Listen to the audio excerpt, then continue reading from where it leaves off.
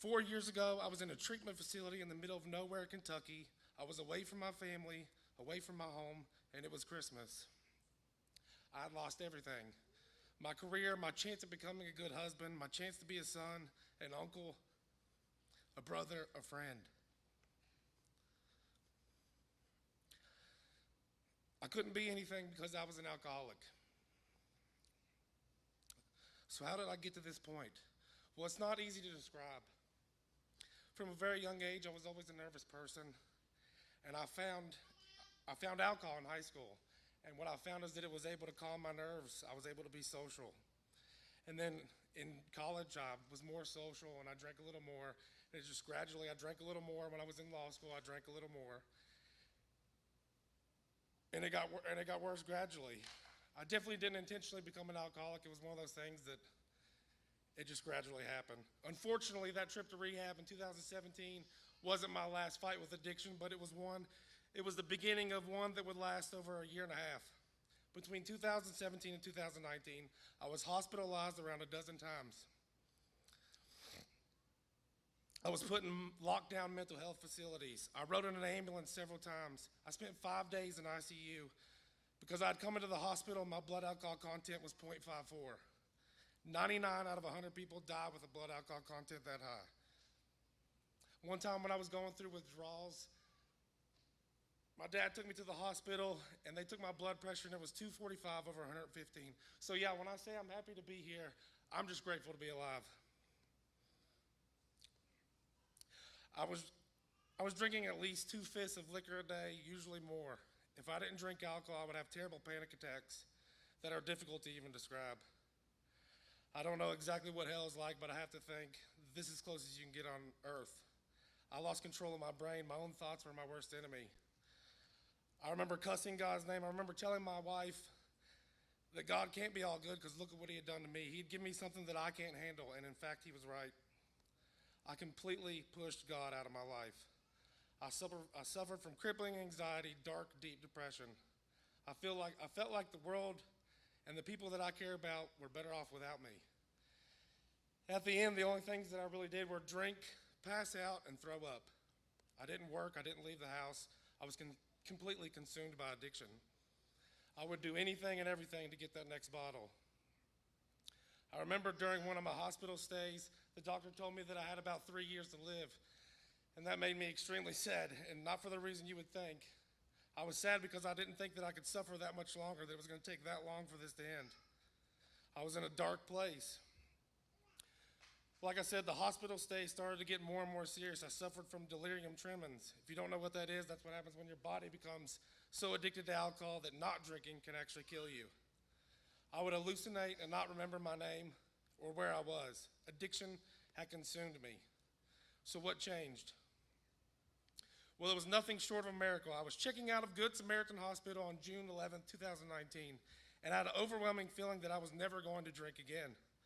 As I sat on a bench waiting for my ride home, brain still hazy from the weeks of drinking before and the medicine they had given me to combat the DTs, and I received a moment of clarity, one that I never had before.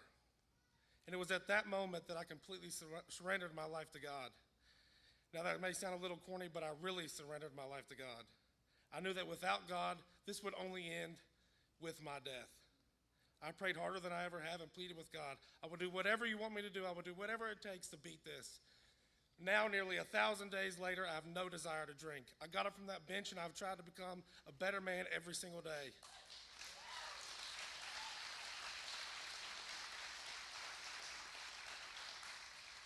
And every day that I spend getting closer to God, I get farther away from alcohol, farther away from addiction. And I plan to carry along as many people with me as I can. It is nothing short of a miracle that I'm alive, and I'm not going to waste that miracle.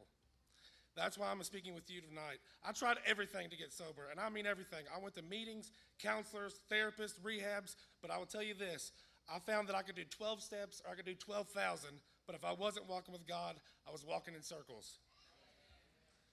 Addiction is the most powerful thing I've ever felt. There's only one exception, and that is the power of God. Like you've heard my dad say many times, we live in a cursed world. And without God and without my relationship with him, I know I cannot handle this world. But I know God has overcome this world, and no matter what you're going through or what you've done, there's always hope, there's always grace, and there's always mercy. You just have to seek it. You may not be going through addiction, but I guarantee at some point you're going to watch loved ones pass away. You're going to see bad things happen to the best people. You're going to lose a parent. I've been there. You're going to have trauma. I've been there. Addiction can kill you. Depression can kill you. Anxiety can kill you. Grief can kill you. And the least it will do is take away your joy.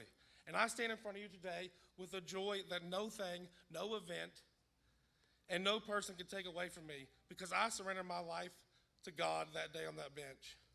I don't just believe in God. I know some things. I know I'm going to see my loved ones again. I know what happens when I die. And because of what I know, I have a powerful joy that nothing can take away. And I just hope this Christmas that I can give someone else hope and some proof that through God, all things are possible. I just pray that whatever you're going through, whatever it may be, that this Christmas you don't have to go through it alone anymore. You can have unwavering joy. You just can't do it alone. Trust me, you have to seek God, and he will always deliver.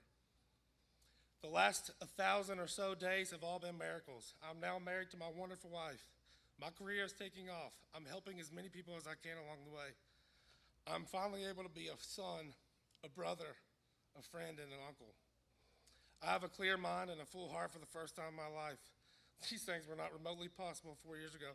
And my hope for anyone listening, if you're struggling, is that this Christmas you make this Christmas the winter solstice of your life. Every day from here forward, your life can get brighter. Let my pain and my struggles and my newfound joy show you that. I'm not embarrassed that I was an alcoholic. I'm proud of it. It made me a better person. I went through hell on earth, and I made it out. And make no mistake, with God beside you, you can too.